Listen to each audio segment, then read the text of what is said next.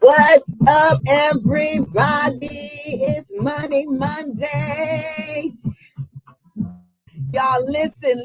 I know that the intro is done, the intro has played, but this is my jam. I'm over here like rocking out because it's Money Monday. Yes, I am so excited. I am so excited to be here today. Thank you so much for tuning in to today's Money Monday. I am your host, wealth strategist, Michelle Robinson. Oh my God, listen, I feel like in another career, I need to be like a producer or something because I'm telling you, I was sitting here listening to that song and I was like, I need a drum line behind me playing the beat in like the high school marching band. Like, it's Money Monday, it's money. Am I on the right Wi-Fi network? No, I'm not. Ain't that something? I hope this doesn't mess y'all up. Okay, hold on. I got to switch Wi-Fi networks.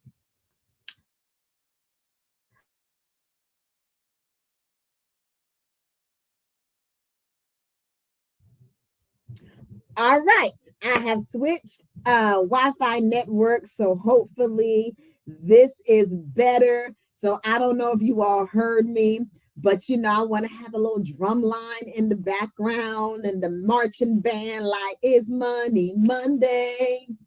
Money Monday, have some step dances out there. I'm telling you, it would be fire. But anyway, welcome. And thank you all for joining me for today's Money Monday, where I share all things finances, personal finances, business finances, entrepreneurship, basically anything that is going to bring wealth and value to you, to the world, because that is my mission, to bring wealth and value to the world. That is what I am called and mantled to do. So thank you all for tuning in and joining me today. My goal is to empower you with the best financial advice and strategies, again, to bring wealth and value to your life. So today I want to dive into this topic that's in the forefront of my mind, and that is preparing your finances, and specifically preparing your finances for uncertain times. Because, I'm not that person that does the whole gloom and doom thing, but I am a realist and I do have foresight. And what I'm saying is that there is a need for us to prepare our finances because there are some uncertain times ahead. Let's just look at the facts. COVID-19 cases are beginning to increase again. We are potentially looking at another economic downturn. What I believe is going to happen, of course, I believe that as a result of elections, because we are starting to move into the presidential election season. As we move into this season, I believe that what we are going to see is we're going to see an economic downturn, and then we're going to see, of course, a rescuing of the economy, or an attempt to rescue the economy. So we need to make sure that we have our finances prepared, regardless if it's another pandemic that we find ourselves in, if there is a recession. I want to prepare you and give you strategies to ensure that you are recession proof. I often say I and my family, we don't participate in recessions. We thrive during recessions. And some of those tools that have aided in us thriving during recession, I want to provide those to you all as well. Because one thing about Michelle is I share. I share my information. I share my strategies. I'm not one of those people who have accomplished certain things and I want to be the only one. I bring wealth and value to the world because there is no shortage of wealth or resources here in the planet. There is plenty that is here for all of us to be wealthy and prosperous. All right. Okay. So the first thing I want to share with you that is critical and important is understanding that you need an emergency fund. An emergency fund is absolutely crucial. Think of an emergency fund as being a safety net, it's a buffer in the event of an unexpected circumstance, if an unexpected event occurs. The standard recommendation is to have 3 to 6 months worth of living expenses stashed away. And the reason why that is recommended is because if you face a job loss, it could take 3 to 6 months to find a job to replace that income. Now, there is a reality because I am a realist, I am a truth girl. There is a reality that saving 3 to 6 months of your expenses may not be realistic for you. I understand that. You want to start somewhere though. So, my recommendation for you, if being able to save up to 3 to 6 months, and that looks like saving a little more than the standard 10% that we should be saving a month. If that is too much for you, and that's 100% understandable, we're all in different places. I want you to set your initial goal at $1,000.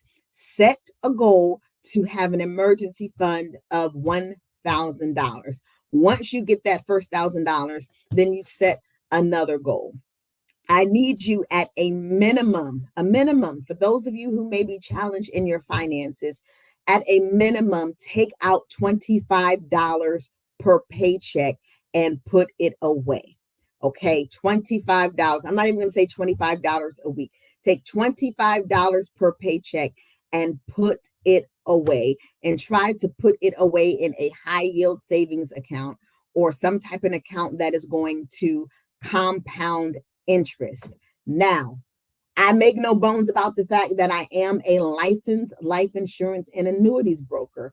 And I am telling you, and this is a system that I use myself, I'm not trying to sell you anything, that you can leverage life insurance basically to kill two birds with one stone. You can get a life insurance policy that grows cash value, and there is your emergency fund. You are making sure that your family is secure, and you are building your emergency fund all at the same time. Moving right along, you need to make sure that you are having a spending plan. I would say budget, but I know budget, I always say it is like being on a diet. And honey, I tried being on a diet plenty of times, and that did not work for me. I prefer to have a eating plan where there's something that is prescribed, letting me know what I can eat and not telling me what I cannot eat. So a spending plan is just that. A spending plan is you keeping track of what you have coming in, what you have going out, planning what you need to have go out, and then identifying what your various expenses are. I had someone who I'm very familiar with, I won't say it's a friend, disclose that they looked at their credit card bill and they had like 15 subscriptions that they were paying for that they didn't even use. That is a reality. Some of you have automatic payments that are coming out of your bank account. You have charges on your credit card. You have expenses that you're paying that you should not be paying. And I want to encourage you to create a spending plan and start reviewing what you have incoming as well as what you have outgoing. And that way you can start making some cuts so that you can have additional funds to put away in an emergency fund. Even with that being said, I still encourage you all to leverage the life insurance. And I will do a different video. In fact, next month is Life Insurance Awareness Month, because I really want people to understand how you can leverage life insurance for wealth in this lifetime. Not you die and leave your kids a whole bunch of money, but how you can leverage wealth utilizing life insurance in this lifetime. I'm doing it right now. All right. Okay. So then another thing that I talked about, I just did a recording for the party show. You all check that out. I shared it on my Facebook page earlier this morning, but I do a financial segment on the party show. And one of the things that I shared on there is about having a diverse portfolio. Somebody may be like, J. Michelle, first of all, what is a portfolio? I don't even know what a portfolio is.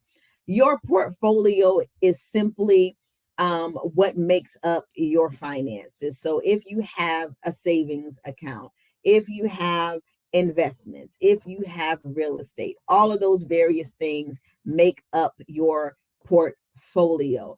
And you should have a diverse portfolio. Again, I understand everybody is not in the same place. There are some people who are trying to build up their finances.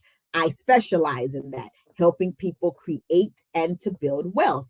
And so, how do you diversify your portfolio? Well, first thing is you need to have, of course, an emergency savings. You need to have life insurance. That's foundational to wealth building. I don't care what nobody say. It's not real estate, because if something happens to you and you don't have life insurance, your real estate can end up being sold, it can end up foreclosing or whatever. Life insurance is the foundation. So when we talk about diversifying your portfolio and some very reasonable steps that you can take to diversify your portfolio, you start with building an emergency savings. You start with getting life insurance. You don't have to get something expensive, but make sure you have something to ensure that you're covered, that also builds cash value.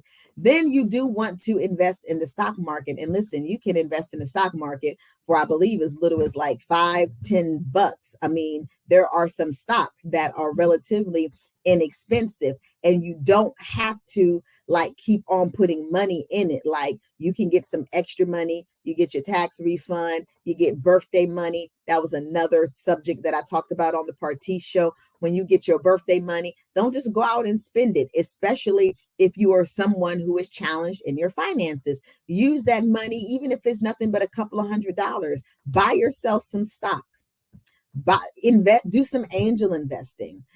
This is about to come as a surprise to him, but I'm about to have my husband, I'm going to ask him, not have him. I'm about to ask my husband to put together a presentation and training on angel investing. We are angel investors. One of our investments just hit the stock market, I want to say last month or a couple of months ago.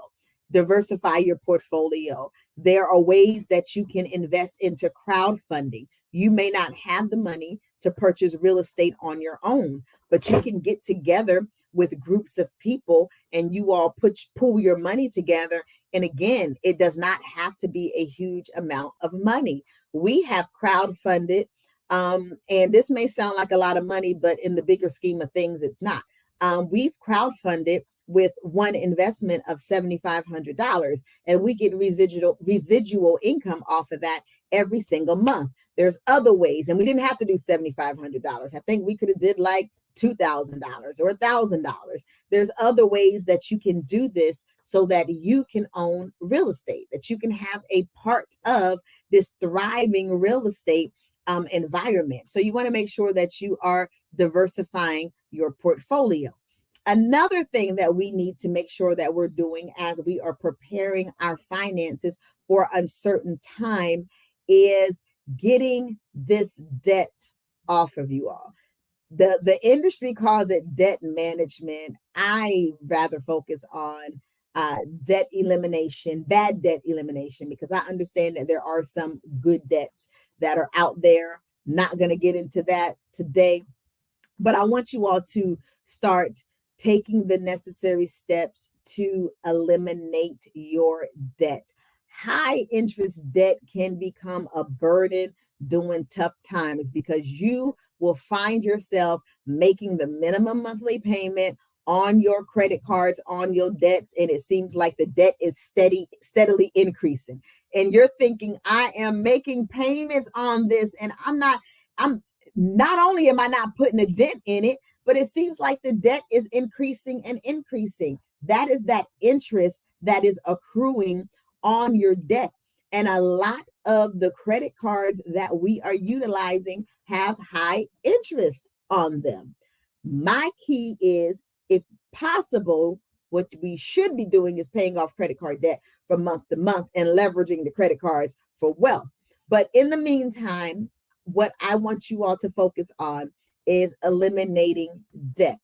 And again, not trying to, harp on life insurance, but there are programs that will enable you to leverage life insurance to pay off your debt. So now you're utilizing one product three different ways. You're utilizing it for life insurance, you're utilizing it to create an emergency fund, and you're utilizing it to leverage debt all at the same time, simultaneously. It's not one thing or the other, it's all working at the same time.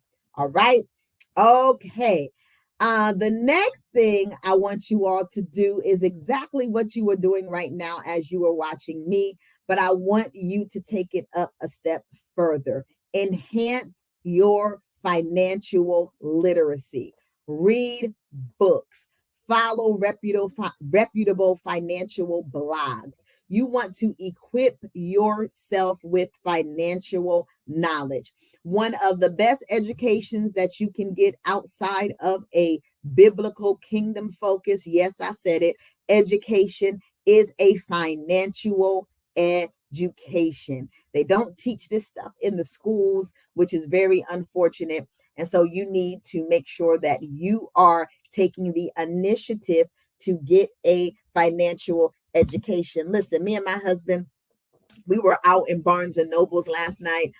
This is about to be a what do I call a tradition? This is about to be a tradition that I'm about to create. We've done it a couple of times, but I'm about to establish this thing as a tradition where we go to Barnes and Nobles at least once a month, and we are going to expand our library.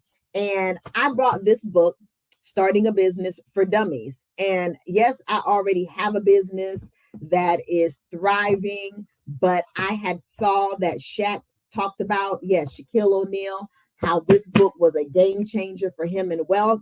And yes, I went out and I brought the book because I want to see what's in that book, to see if there's things that I'm not doing, things that I should be doing, whatever. The bottom line is, no matter how much financial knowledge you have, no matter how much knowledge you have about anything, there's always room for growth. So please make sure that you are doing what you need to do to get a financial education. And listen, I have resources on my different websites, which are in the, it's not the chat box, in the information box for this live stream. I have resources. I have a financial foundations coaching program. You can go to www.financialfoundationscoaching.com so that you can get more information about that specific coaching program. And this is a structured 4-week program that I will take you through. And in that program, we will analyze your finances. You're being educated. I provide you a full-on financial strategy, which includes a debt elimination strategy. If you do have debt, it is a game changer. Even if you don't decide that you don't want to do the financial coaching program, I also just provide financial advisement and coaching to individual strategy on a separate level. But I want to encourage you, even if it's not me, to make sure there's other people. There's Dr. Lynn Richardson. That is my personal financial coach. Look her up. She has a plethora of information. If I don't say on my website that I have with her enough to be able to tell you what it is, I think it's Build Wealth with Lynn and Jonte.com. But we have a website that has all of her different books and materials on there. I want to encourage you all to tap into some of those resources. All right. All right, listen, I am about done with this week's Money Monday. This is my first close. I am still in the midst of running my Let's Get Covered life insurance campaign. I am on a mission to get folks covered with life insurance. It bothers me And when I say it bothers me, it's not in a shady way. It's hurtful. Every time I look on social media and I see GoFundMe's for funerals. Good afternoon, Francine Brooks. How are you doing? Thank you so much for tuning in. It hurts me because we are so much better than that. And there are ways for us to prepare so we're not leaving our family in a situation where they're having to fundraise while they're trying to mourn the loss for a funeral. There's very inexpensive ways to have access to life insurance. So I'm still on a mission to get people covered with life insurance. So scan the QR code. If you get a message error, just click past it and go to the website, fill out the contact information, and get in touch with me so we can provide you with a free quote and get you a free application submitted.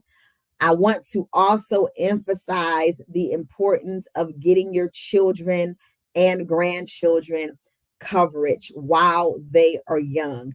The chief complaint that I hear about life insurance is related to it being expensive.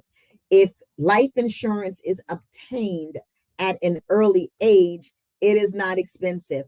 I have a client that has several kids. Him and his wife are about to get their children covered with life insurance for I think it's under $25 per child, $50,000 policies that are IULs that are going to grow exponentially because it's an IUL in cash value. So not only are they ensuring that their children are covered, but they are setting them up for wealth, not in death, but when they get older, they will be able to tap into the cash value for their first home, to help pay for their wedding, whatever. That money is going to be there, and it's being done through a life insurance policy. So even as you all are preparing for Christmas, we know we're about to get on this countdown. As soon as school starts, we're going to be counting down to Christmas. I want you to start thinking about the fact that for pennies, you can get your children, and for grandparents, you can get your grandchildren a life insurance policy and get them set up. Earlier, I mentioned debt elimination. I'm also on a mission to get families out of debt. Debt is bondage, and it is an unnecessary bondage for you to be in. If you have debt or you know someone who has debt, please get in contact with me so that we can partner together to get you on the path of financial freedom. All right. And then finally,